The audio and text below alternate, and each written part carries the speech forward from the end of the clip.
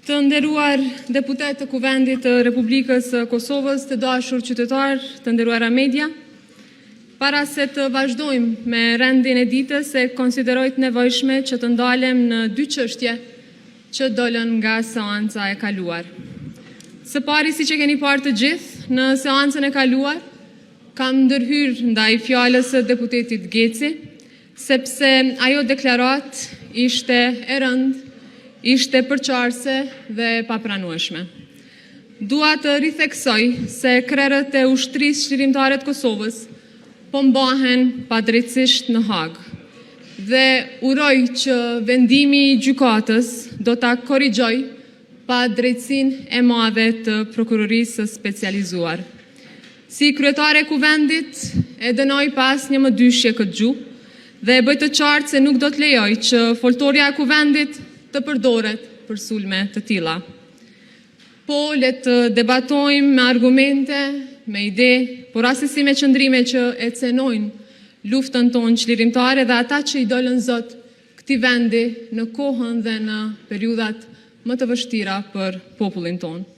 Lufta e ushtrisë çlirimtare të Kosovës ishte luftë e drejtë për liri. Ishte e pastër dhe e shenjtë. Çdo tentim për ta zbehur apo për ta njollosur, atë është i papranueshëm nga kushdo që bëhet dhe kudo që bëhet. Së dyti, dje u bë publike edhe gjua seksiste kundrejt nënkryetares së Kuvendit, zonjës Vlora Qitaku.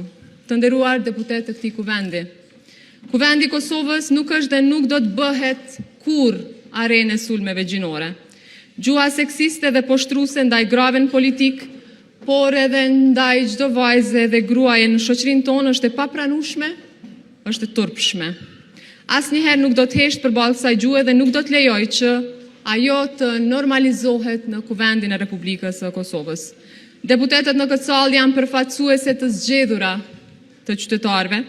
Kushdo që i nënçmon ato, e nënçmon drejt për drejt edhe votën e qytetarëve të Republikës së Kosovës. Kush ka argumente, le t'i paraqes ato. Kush ka mospajtime, le t'i shpreh hapur mospajtimet. Por fyerja, paragjykimi dhe nënçmimi nuk janë debat dhe ato nuk do të tolerohen asnjëherë. Si kryetare e Kuvendit kërkoj nga secili deputet ta ruaj nivelin që kërkon ky institucion dhe besimin që qytetarët e Republikës së Kosovës na kanë dhënë. U bëj thirrje të gjithëve që ta ruani dinjitetin e kësaj salle dhe të gjithë bashkë të dëshmojmë se jemi përfaqësues të denj të interesave të qytetarëve. Ju falemnderit.